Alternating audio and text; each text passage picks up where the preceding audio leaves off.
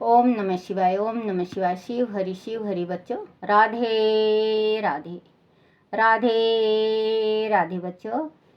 श्री मद्भागवत सार की जय। श्री मद्भागवत सार में बोलो श्री कृष्ण भगवान की जय। 841 सबका आशीर्वाद लेंगे तो भगवान तुम्हारे घर आएंगे, किसी से भी श्राप मत लो। संतों, ब्राह्मणों तथा बड़ों का आशीर्वाद फलता है। 842 सबको दान दो, उत्तम में उत्तम दान मान दान है। प्राणी शिव का स्वरूप है, वह मान कर सबको मान दो।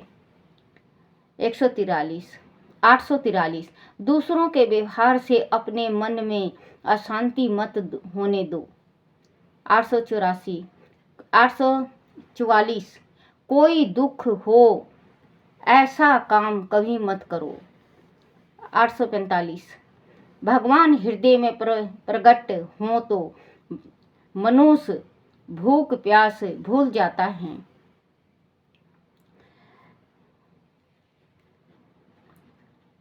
846 पवित्र शरीर और हृदय मथुरा और अयोध्या है।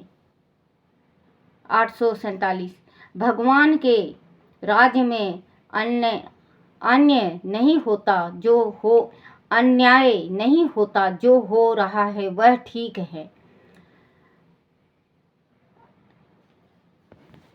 848 हम तीर्थ में जाएं, यह अच्छी बातें हैं, किंतु शरीर को तीर्थ के समान पवित्र बनाओ। तीर्थ में किए गए पाप ब्रज हो जाते हैं। 849 हृदय में भगवान होंगे तो दुख का असर नहीं होगा। 850 ध्यान धारण का उत्तम समय ब्रह्म मुहूर्त प्रत 4 से 6 है। प्रातःकाल जल्दी उठकर आधा घंटा ध्यान करो। 12 वर्ष नियम पूर्वक करने से अनुभव होगा। ध्यान का शास्त्रों में अत्यंत महत्व है। 851 भगवान संपत्ति दी हो तो नियम लो कि सदा ब्राह्मण भोजन कराओगे। 852 संत की परीक्षा जाति तथा वर्ग से नहीं होती, संत की परीक्षा आँख एवं मनोबुद्धि से होती है। 853 दर्शन में आनंद तब आता है जब 4 आँख मिलती हैं।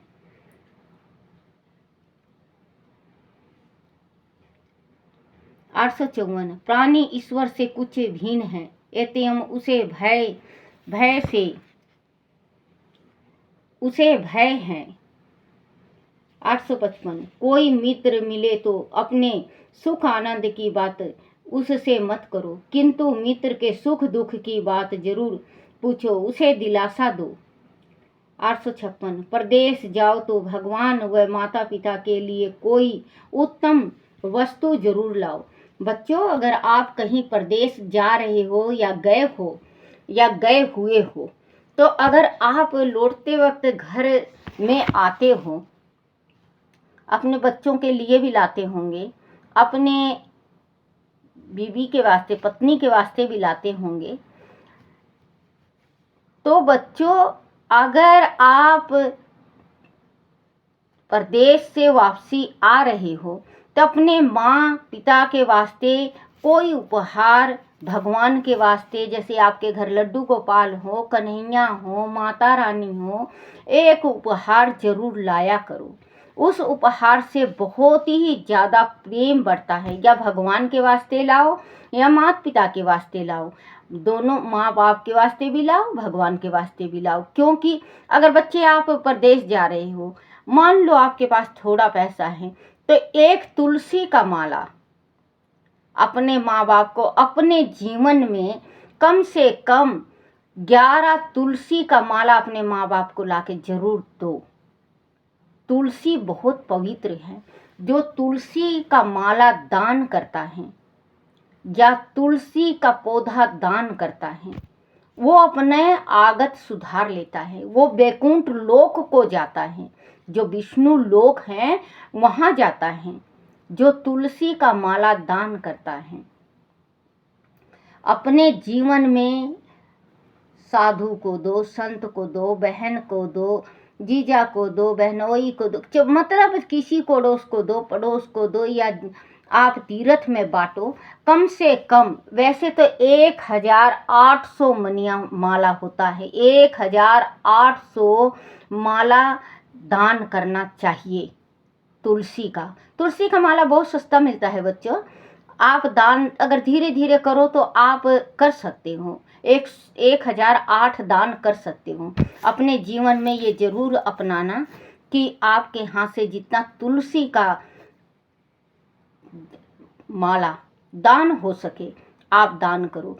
क्योंकि बच्चों, जो तुलसी का माला धारण करता है अपने गले में, और वो बुजुर्ग तो होता ही है जो धारण करता है, बुजुर्गों के वास्ते आया है ये, क्योंकि जवान के वास्ते नहीं आया है। बच्चों, अगर तुलसी का माला आपने पहन रखा है, आपकी स्त्री ने नहीं पहन रखा, तो आप उसके साथ संभोग नहीं कर सकते, क्योंकि आपको फिर पाप पड़ेगा। अगर आप दोनों ने पहन रखा है तो आप गृहस्थी बरत सकती हो अपनी स्त्री के साथ, ये ध्यान रखना। क्योंकि ये माला तुलसी का, ये कह देते हैं कि काठ का माला, काठ का नहीं, तुलसी का माला जो विष्णु को बहुत ही ज़्यादा प्रिय है, जो कृष्ण को बहुत ज़्यादा प्रिय। भगवान कहते हैं ना कि आप चाहे कितना भी खिला लो, मुझे कितना भी खिला लो, 56 प्रकार का भोजन खिला लो, लेकिन एक पत्ता तुलसी दल नहीं डालोगे तो वो भगवान नहीं अर्पण करते। भोग में तुलसी का दल जरूर होना चाहिए। इसी वास्ते हम कभी भी तीर्थ करने जाएं तो 100 माला लियाओ, 50 लियाओ, 51 लियाओ, 101 लियाओ, 11 लियाओ, 21 लियाओ, आपका श्रद्धा अनुसार है बच्चों। मैं अपने लालच में नहीं कह रही, मैं आप लोगों की भलाई के वास्ते कर रही हूँ कि जिसने भी माला दिया है और जिसने भी माला दान किया है, वो अपना इस जन्म में नहीं दोबारा से जन्म लेता, उसकी मोक्ष मुक्ति हो जाती है। तो बच्चों, आप कभी भी जाया करो, कभी भी कहीं भी जाया करो। आपके लड्डू गोपाल हैं, आपके माता पिता नहीं हैं, आपके लड्डू गोपाल हैं, आपके सासू होगी, ससुरे होंगे या बड़े बुजुर्ग होंगे कोई, तो उनके वास्ते एक माला, और एक माला अपने लड्डू गोपाल के वास्ते, कन्हैया के वास्ते जरूर लेके आओ, और हाथ मुँह धो के प्यार से पहनाओ लड्डू गोपाल को। मेरे कान्हा, मैं आपके वास्ते ये लेकर आया, आपको ठीक लगा ना? देखना बच्चे, हृदय खुद कहेगा हाँ, आप दान करो। क्योंकि तुलसी का माला बहुत बड़ा उत्तम चीज़ है। अगर आपने तुलसी का माला किसी बुजुर्ग को दे दिया और उसकी मृत्यु हो गई, वो तुलसी का माला उसके साथ जाएगा, उसकी भी मुक्ति आपकी तो है ही है, क्योंकि आपने तुलसी की माला दी है। और भगवान के दरबार में वो तुलसी का माला पहन के जाएगी या जाएगा, तो भगवान तुरंत कह देंगे हाँ, मेरा बच्चा वो दान किया था, जो आज तू नरक में जाने वाला था लेकिन आज तू स्वर्ग में आया है। तो बच्चों, ये छोटी छोटी आजकल बात मानते नहीं ना बच्चे, छोटी छोटी जो बात बुजुर्ग कहते हैं बच्चों को अच्छी नहीं लगती। अच्छा लगाओ, अच्छा लगाओगे तो जीवन सफल होगा। ये मानो जीवन बहुत मुश्किल से और बहुत दुर्लभ से मिली है हमें, इसको मत गंवाओ।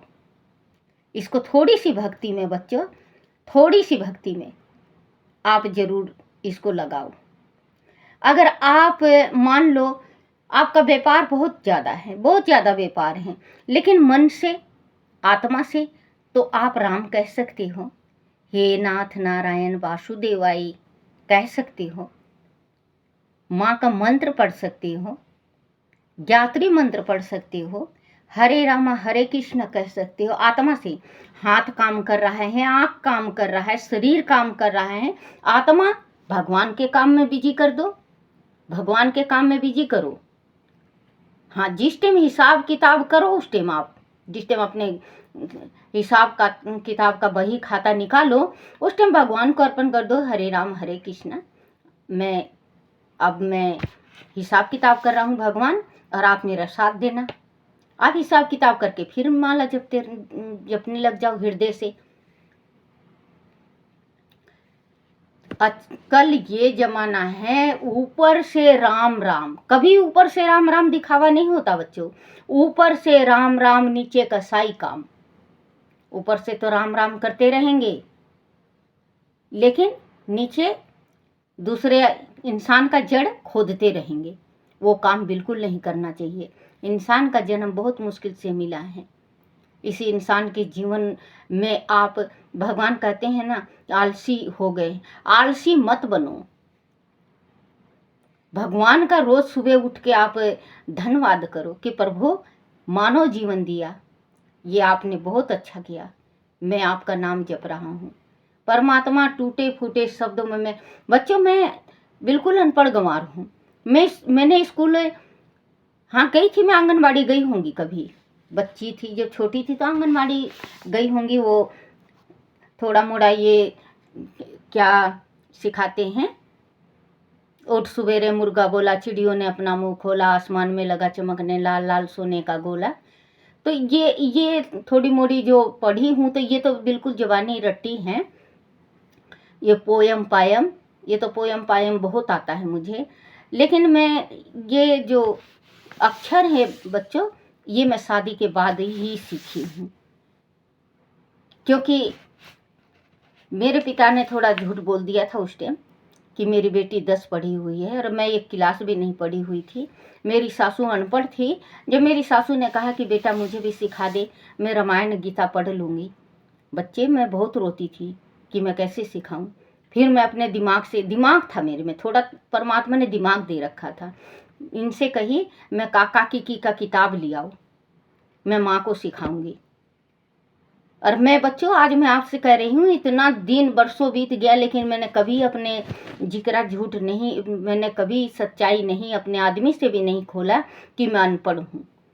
मैं हमेशा पढ़ी लिखी के जैसे मतलब रहती थी, और जैसे बोलने का नॉलेज भी जो होता है, अब तो बुढ़ापा आ गया बच्चों, अब तो कुछ बोलती हूँ कुछ निकलता है, जलने के बाद तो और जीभ वगैरह सारा जल गया, तो इतना खास नहीं, मैं खुद बड़ाई नहीं कर रही बच्चों।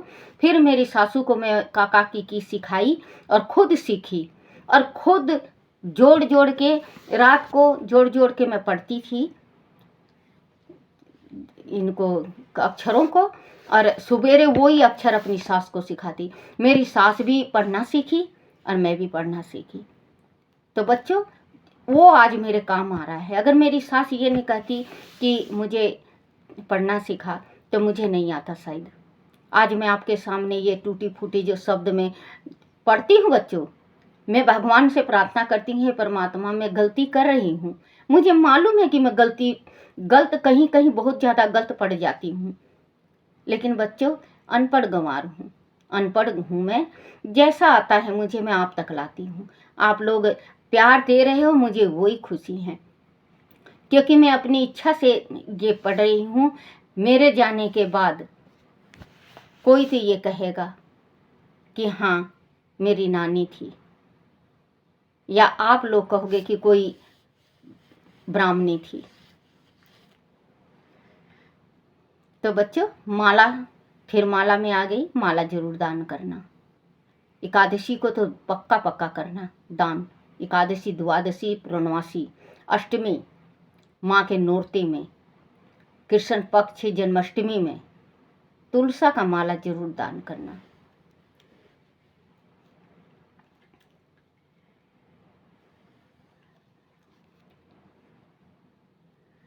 आठ सौ चौवन, प्राणी ईश्वर से कुछ भिन्न है, एतम उसे भय है।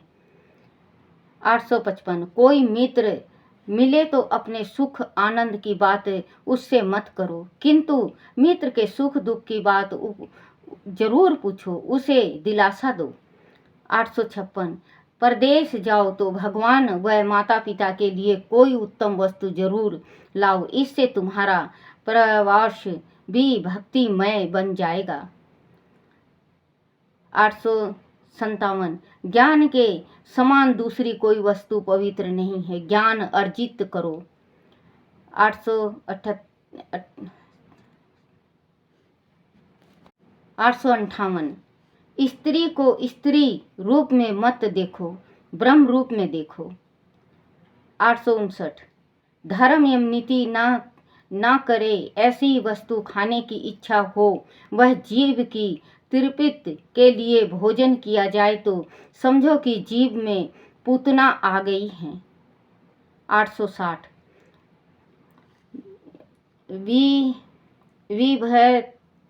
विभस्त और सिंगारी बातें सुनने में मन लगे तो समझना काम पूतना आ गई है। 861। जो चमड़ी पर बहुत ध्यान देता है वह दूसरे जन्म में चमार बनता है।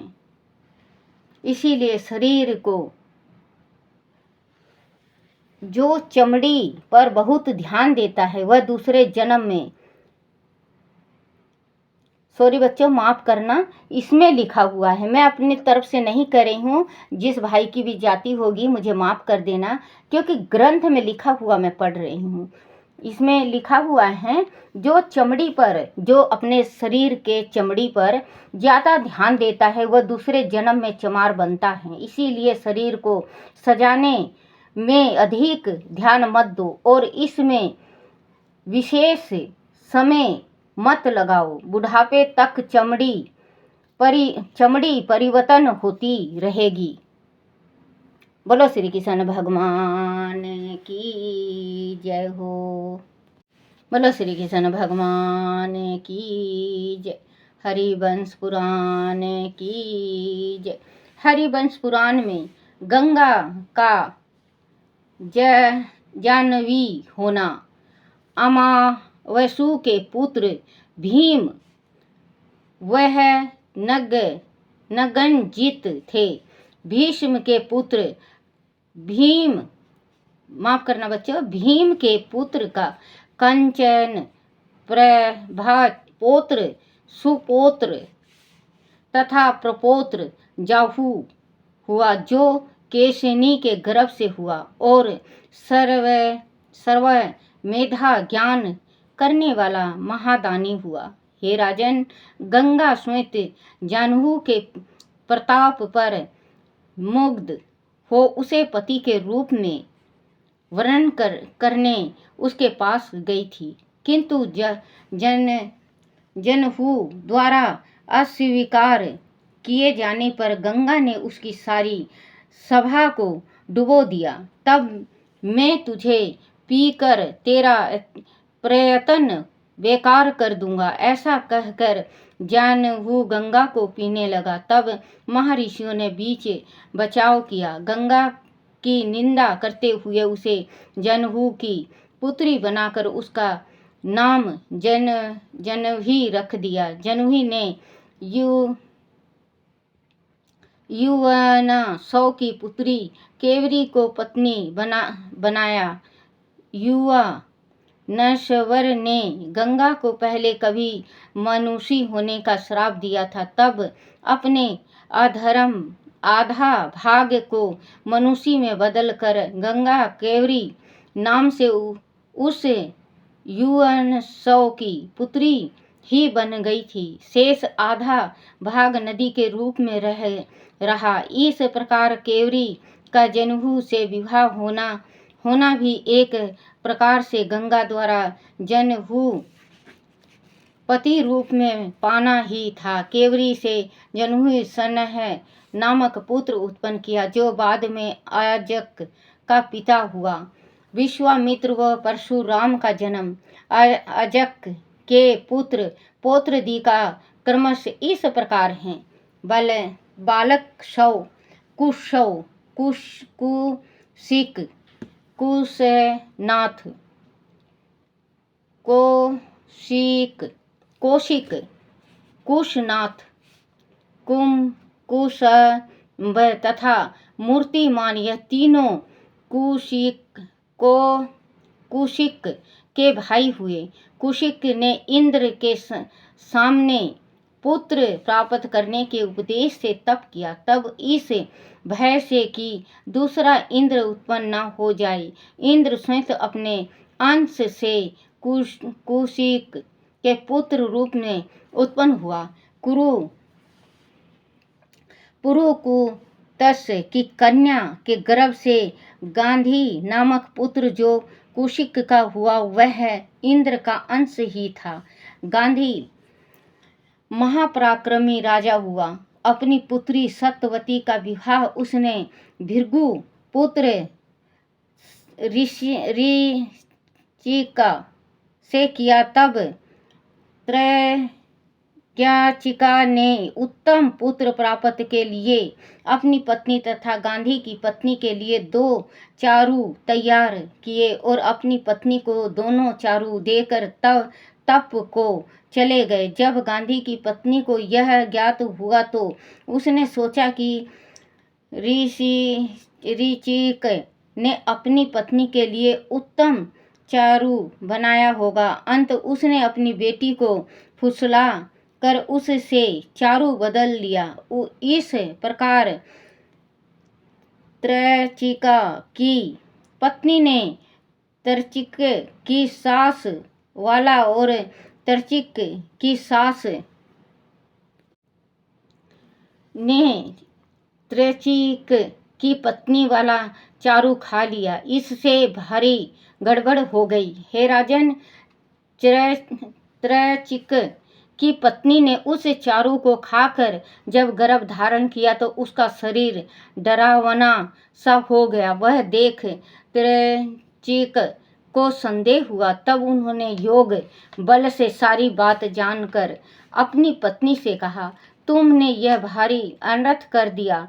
तुम्हारी माता के लिए मैंने उत्तम क्षत्रिय संस्कारों वाला चारू बनाया था और तुम्हारे लिए उत्तम ब्राह्मणी संस्कारों वाला, मगर अब तुम्हारी माता के ब्राह्मण गुणों वाला पुत्र होगा और तुम्हारे क्रूर कर्म करने वाला क्षत्रिय गुण से युक्त पुत्र होगा जो क्रोधी और कठोर हृदय होगा।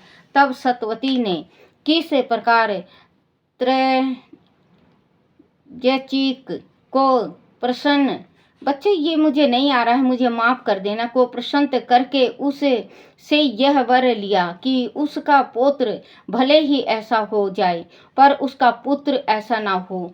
हे राजन, रुद्र और विष्णु के अंशों से बने चारू के उल्टे फेर हो जाने के कारण गांधी का पुत्र महातेजस्वी विश्वामित्र क्षत्रिय होते हुए भी ब्राह्मण संस्कारों वाला हुआ।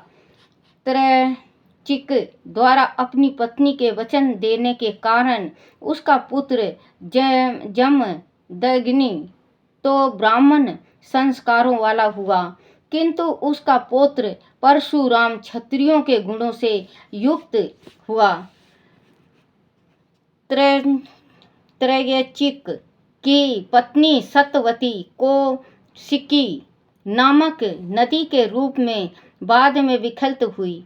इक्ष्वाकु वंश में उत्पन्न रेणु नामक राजा की कन्या रेणुका जमदग्नि को ब्याही गई। उनसे रुद्राक्ष तेज संपन्न परशुराम हुए जो धनु विद्या के विशेष